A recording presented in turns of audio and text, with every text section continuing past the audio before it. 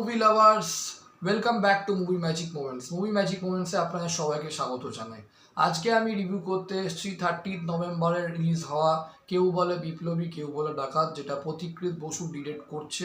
তো এই কেউ বলে বিপ্লবী কেউ বলে ডাকাত জিতের যে মুভিটা, তার যে টিজারটা বেরিয়েছে, সেই টিজারটা আমার কীরকম লাগলো সে ব্যাপারেই কথা বলবো এই ভিডিওতে।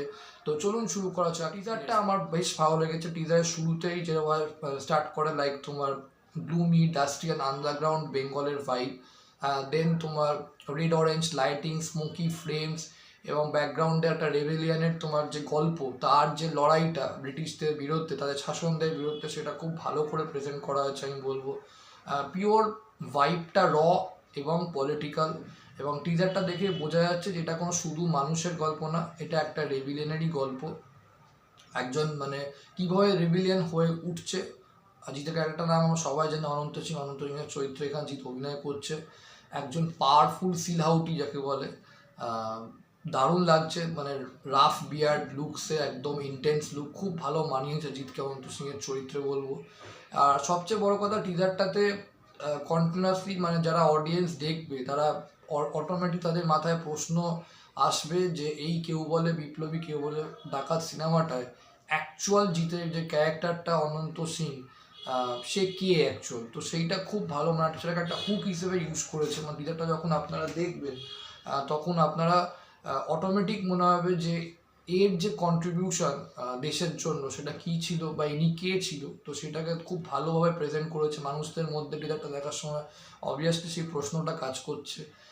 সিনেমাটোগ্রাফিটা খুবই একদম মানে রিয়েলি ডকুমেন্টারি স্টাইল, খুব রিয়েলিস্টিক লেগেছে।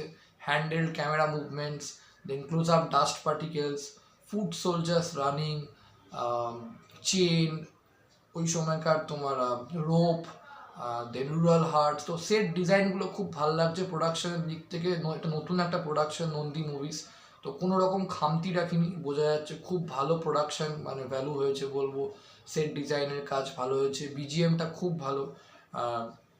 বিজিএমে যে তোমার ঢোল প্লাস তোমার ফল্ক পারকাশনের যে মিক্সডটা, সেটা টিজারটায় খুব গ্র্যাজুয়াল আর টেনশন বিল্ড আপ হয়, এবং টিজারের লাস্ট 5 সেকেন্ডে পুরো বিজিএমটা কাট করে দিয়ে জিতের ইন্টেন্স লুক প্লাস তার সঙ্গে ওর যে সাইলেন্স, তো সেটা পিওর গুজবাম, পুরো সিরিয়াসলি পিওর গুজবাম।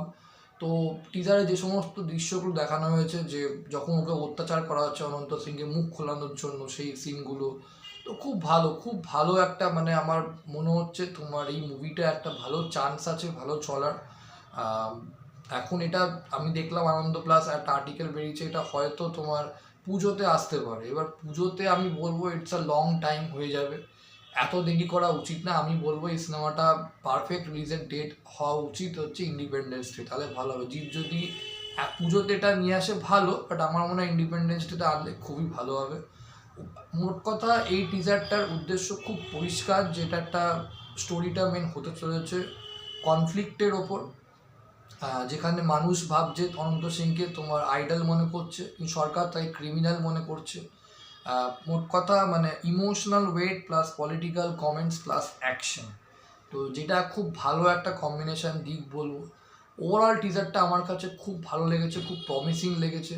যেভাবে সিনেমাটোগ্রাফিটা করেছে রিয়েলি খুব ভালো, এবং সবচেয়ে বড় কথা এডিটিংটাও খুব ভালো হয়েছে।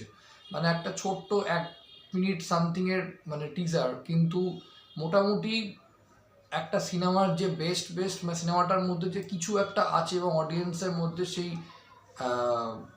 এক্সাইটমেন্টটা দেওয়ার জন্য যথেষ্ট আমি বলবো। তো খুব ভালো কাট হয়েছে, এবং টিজারটা খুব ভালো এডিট হয়েছে বলবো, রিয়েলি গুড এডিটিং। তো দিস ইজ অল অ্যাবাউট যাকে বলে। এবং সবচেয়ে বড় জিতকে একটা মিসআন্ডারস্ট্যান্ড রিভলিউশনারি হিসেবে তোমার পজিশন করা হয়েছে, মানে ক্যারেক্টারটা যাকে ওর যে কি বলতে চাইছে, ওর যে কাজটা অনন্ত সিংয়ের যে ক্যারেক্টারটা জিত যেটা প্লে করছে, সেটাকে সবাই তো ভুল বুঝছে। বিপ্লবীদের ম্যাক্সিমাম মানুষ ভুলই বোঝে, তার জন্যই বিপ্লবীদের মানে তাদের কন্ট্রিবিউশন ছাড়া কখনোই আমরা দেশ স্বাধীনতা পারতাম না। তো সেটাই এখানে মিসআন্ডারস্টুড রেভলিউশনারি এসে পজিশন করা হয়েছে এখানে জিতকে। তো রিয়েলি গুড বলবো। টিজারটাকে মানে বলতে গেলে এক কথায় গ্রিটি, ইন্টেন্স আর সিরিয়াস সিনেমা ভাইব পাওয়া যাচ্ছে। আর জিতের কেরিয়ারে আমার মনে হয় এই ধরনের লুক, যেখানে মাসি ফ্যাক্টরটাও আছে আবার একটা ইন্টেন্স ফ্যাক্টরও আছে, মানে পথিকৃৎ বসু এটা ক্লিয়ার করে দিয়েছেন ডিরেকশন দিয়ে, বোঝা যাচ্ছে যে এটা একটা, যেমন সিনেমাটা একদিক থেকে ক্লাসিও হতে চলেছে, তেমন একদিক থেকে সিনেমাটা মাসিও হতে চলেছে, এবং খুব ভালো ব্যালেন্স রাখার চেষ্টা করছে মাসি এবং ক্লাসি এলিমেন্টসকে, উইচ ইজ ভেরি নাইস এবং ভেরি গুড বলে আমি বলবো। তো this is all about this video, যাকে বলে এটাই ছিল আমার এই ভিডিওতে। তোমার এই কেউ বলে বিপ্লবী কেউ বলে ডাকাত সিনেমার টিজারটা কেমন হয়েছে, আপনারা জানান যে আপনাদের এই জিতকে এই রেবেল অবতার কেমন লাগছে। আর ভিডিওটা ভালো লাইক করুন, কমেন্ট করুন, শেয়ার করুন, চ্যানেলটাকে অবশ্যই সাবস্ক্রাইব করে রাখো for next update. Thank you.